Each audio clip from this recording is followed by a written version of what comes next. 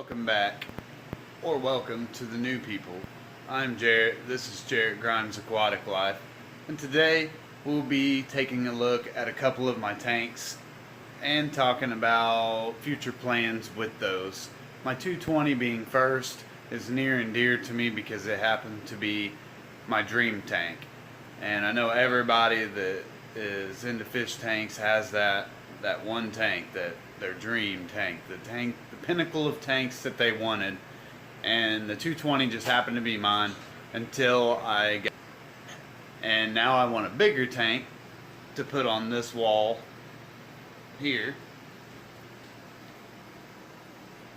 But until then, we will enjoy the one I have.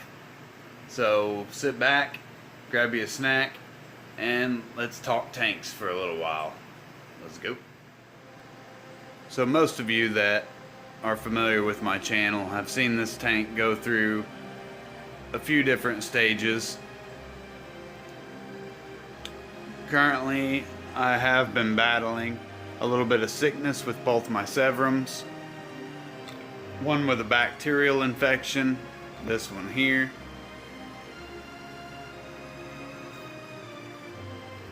And then the one up there with fin rot. And I have done 3 different treatments, and it has just been hell to get rid of. But I'm being vigilant and I'm sticking with a good plan. We do now have 4 African clawed frogs, 3 albinos, and 1 regular African. We also have the sleeper goby, which is one of my favorites in this tank currently, which I don't personally discriminate. I like all my fish. I'm just into one or the other a little bit more at different times. It just depends on how I'm feeling. Firemouth is cool, and the baby firemouth is looking really good.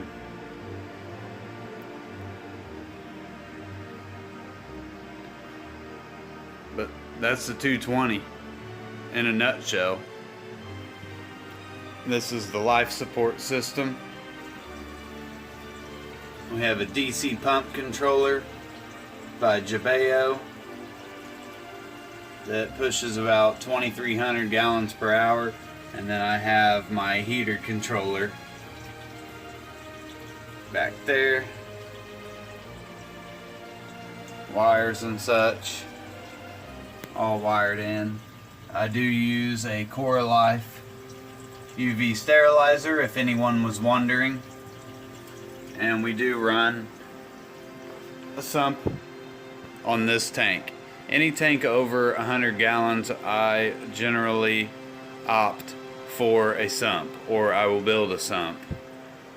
This is a 75 gallon tank with the brace removed, converted into a sump with a refugium in the middle, growing water sprite and wisteria, with a shallow gravel bed and a little bit of lava rock. But there's plenty of lava rock over here. This is where our water comes down, and I have explained this in a past video. It goes down through this canal, up and over through this foam, the polyfill, through 2 more sponges, and out here. I clean this once a year. Apologies for that. The bio balls in the bottom are just for stuff to settle. I use them the same way in my Cascade 1500 canister filter. So debris and such will settle in the bottom. It makes cleaning it up a lot easier. Again, plants in here help filter the water, and it cascades over that into quilt batting and polyfill through some phosphate pad, carbon pad, and a couple sponges in the bottom. Out in here I do keep sponge filters running for water polishing, and that's basically it. I did build this stand with my bare hands, if any of you care to know. And the reason the wood tones don't match is because the doors are actually built out of laminated flooring. I just used what was available. Not too shabby. For about $80, this holds near 300 gallons of water. So I guess you could say it was a success. Now we did have to block the floor up and pour 3 20 by 20 by 20 piers underneath the house in order to support this amount of weight. It may have been a little bit overkill, but I'd rather be safe than sorry. We also installed a LED light strip across the whole bottom of the sump, or stand rather, to light it when I'm doing work. We have air ran out throughout the entire house with an Eco Plus Air 1 commercial grade pump, and that's generally what you would be hearing buzzing in the background when I'm shooting video in my dining area. I don't have a basement here, so we just utilize the space that we do have. And then I light this with a Mingdak LED, and that's what that looks like, blue and white. One of the other smaller frogs hides out in that little canal right there, and then the parrotfish creeps up. Hopefully you enjoyed taking a look at the 220. As you can see, the 29-gallon planted tank is directly behind me, and then if I turn this corner, then we have the 75-gallon planted tank right there. I've talked about this tank quite a bit, so we won't spend too much time here. I don't want to waste your guys' precious time. It's overgrown, getting algae in there, too many nutrients. The list goes on, so there will be an overhaul nearing. I've talked about it, but I have plans to redo my 125 very soon. And we have removed all of the rocks and everything except for a few. And I put that cave in there just to give them a retreat. But most of the fish in here get along as of right now, so not really a big deal. I do, however, need to add probably about 10 more fish to keep the aggression down, because there's still that dominance factor with African cichlids, and you know, you kind of just roll through the punches and do what you can to maintain their health. Good diets, a light schedule, and water changes.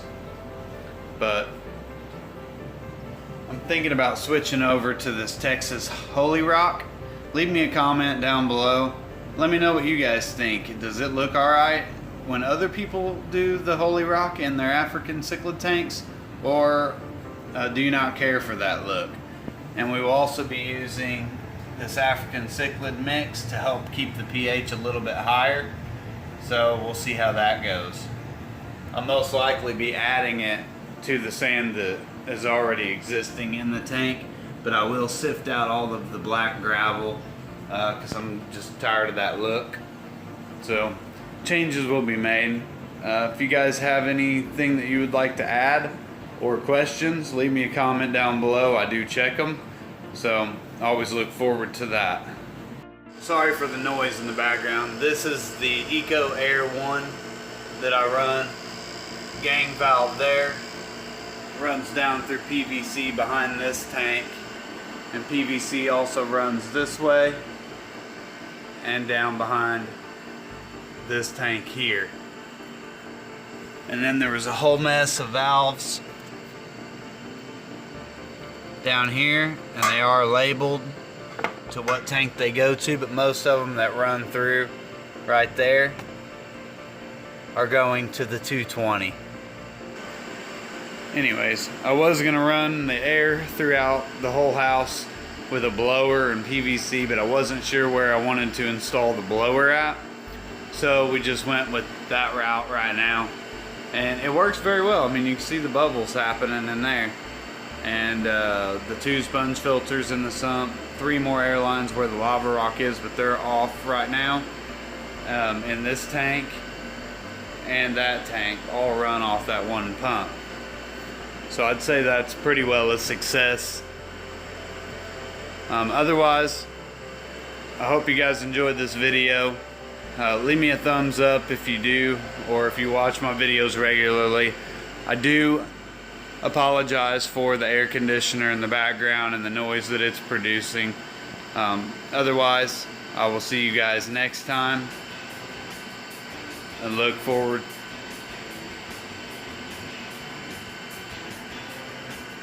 forward to seeing your faces and the comments that you guys share with me. So check me out on Facebook or on Instagram as the Fish Guy. I do leave links in the description to my social media and my other YouTube channel. I don't currently upload on it, but maybe I will in the future. If you're interested in vaping, give me a sub, Jarrett Grimes Vape Life. Other than that, that's all I have for you today, and peace.